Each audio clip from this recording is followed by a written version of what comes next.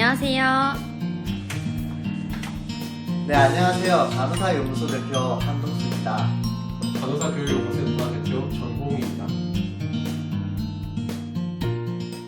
간호사연구소는 간호학생부터 신규 간호사, 그리고 프리셉터, 교육 전담 간호사, 간호학과 교수님들 등 모든 간호사분들이 직면할 수 있는 문제를 해결하기 위해서 연구하는 연구소입니다.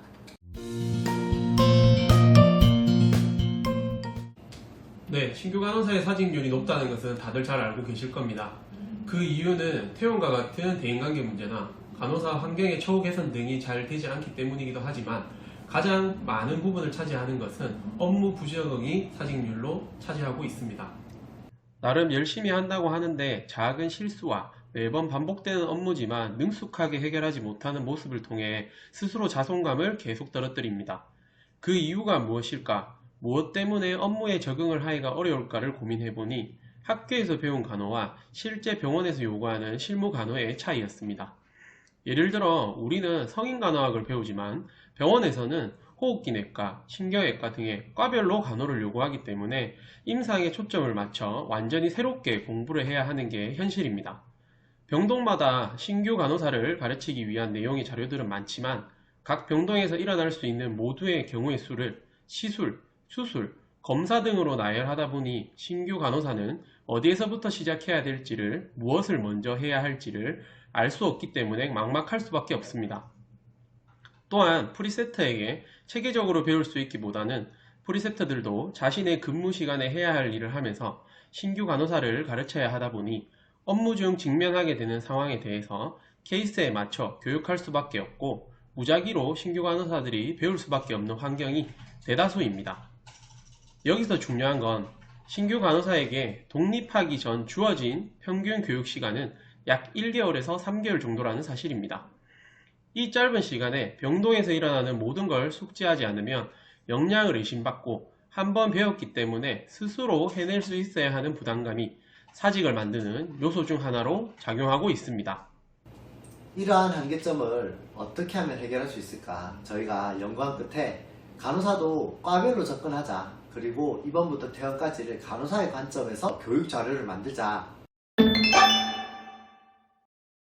그래서 우리가 학교에서는 사실 배울 때 질환을 보고 그 질환이 왜 생기는지, 그리고 그것을 어떻게 하면 진단할 수 있는지에 대한 검사, 치료법, 간호, 이런 기존의 접근법이기 때문에 암기 위주로 우리가 공부를 할 수밖에 없죠. 그래서 실무에서는 그거를 적용하기가 되게 어려웠습니다.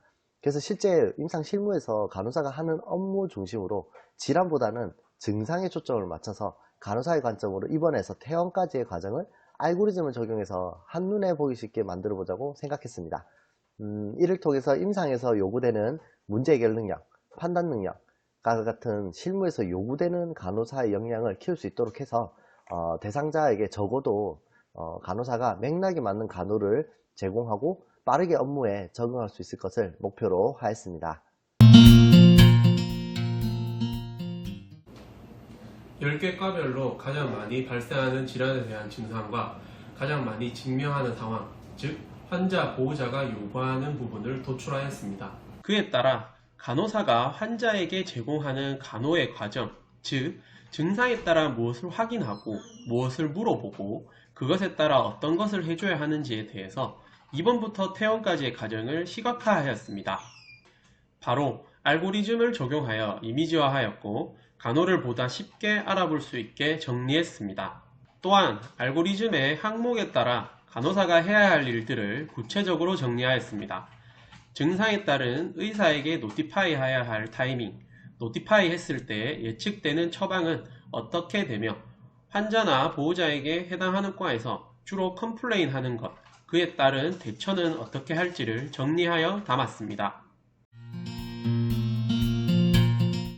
간호 학생분들에게 좀 많은 도움이 되지 않을까 싶습니다. 케이스 컨퍼런스 과제를 할 때 10개 과별로 간호 알고리즘에 따라서 간호 사정법, 검사법, 예상되는 처방까지 담아두었기 때문에 케이스 컨퍼런스를 좀 쉽게 할 수 있을 거라고 생각이 들고요.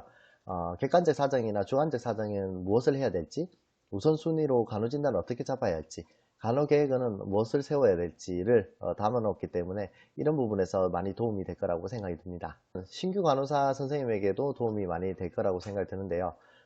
지금 당장 출근해서 우리가 환자를 봐야 할 때 사실 도대체 뭐부터 봐야 되고 어떤 걸 환자에게 물어봐야 될지, 또는 담당 의사한테 노티파이 할 때는 언제 무엇을 해야 될지, 그리고 의사에게 노티파이를 할 때 이야기를 해주는 게 처음 듣는 말이라서 예측조차 되지 않는 경우가 되게 많잖아요.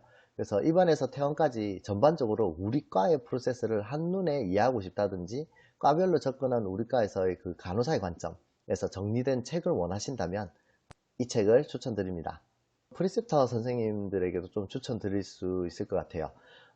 하나씩 이렇게 알려주다 보면 나도 뭘 어디까지 이 신규 간호사 선생님한테 알려줬는지에 대해서 좀 잘 모르겠는 경우도 많잖아요. 그리고 또 신규 간호사 선생님에게 이 정도까지 간호사정을 가르쳐 줘야 되나? 그리고 간호사정을 이 부분은 좀 어떻게 해야 되는지, 그리고 환자한테는 가서 뭐를 물어봐야 되는지, 이런 세세한 것까지는 사실 알려주긴 또 시간이 없잖아요. 그래서 적어도 지금 뭘 해야 될지, 또는 입원해서 퇴원까지 과정을 알고 일을 하길 바란다면 제 자신이 맡은 신규 간호사분이 적어도 맥락에 맞는 이야기를 하고 맥락에 맞는 질문을 하길 바라신다면 간호 알고리즘을 좀 추천드립니다. 그리고 간호학과 교수님들에게도 많이 도움이 될 것 같아요. 간호학 실습 지도에서 가장 중요한 부분 중 하나는 학생들이 실무에서 직면하게 될 간호 상황에 대한 판단력, 그리고 문제 해결 능력을 키울 수 있도록 하는 것이라는 생각이 듭니다. 기존의 책들은 사실 질환, 병태 생리, 증상, 그에 따른 간호 이렇게 구성되어 있어서 환자를 대면해서 실무에 간호를 좀 적용하는데 어려운 부분이 있었습니다.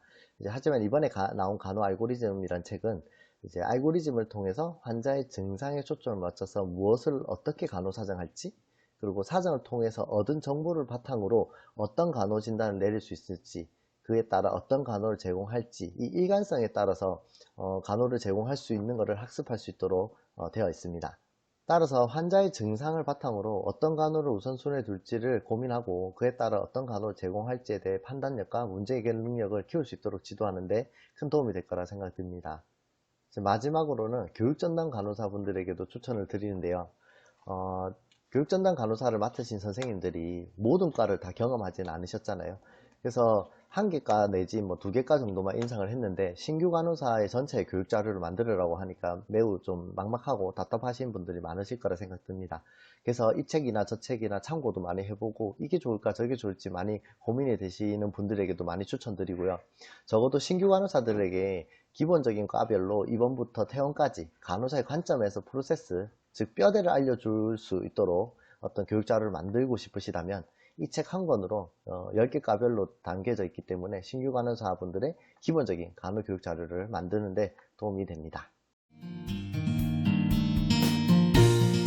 과별로 실무에서 근무하고 계신 3년차에서 10년차 이상의 경력을 가지신 22분의 간호사분들과 함께 실무에 초점을 맞추어 정리하여 여러분들에게 도움이 되고자 노력했습니다. 간호 알고리즘을 출간한 이후에 간호학생분들, 신규 간호사분들, 프리셉터분들 등 많은 간호사분들의 관심 덕분에 교보문고에서 베스트셀러를 기록하는 등 상당히 보람을 느낄 수 있는 시간이 되었습니다. 이런 긍정적인 결과를 바탕으로 그 뿌듯함을 가지고 간호사분들을 위해서 연구하는 간호사 연구소가 되겠습니다. 감사합니다.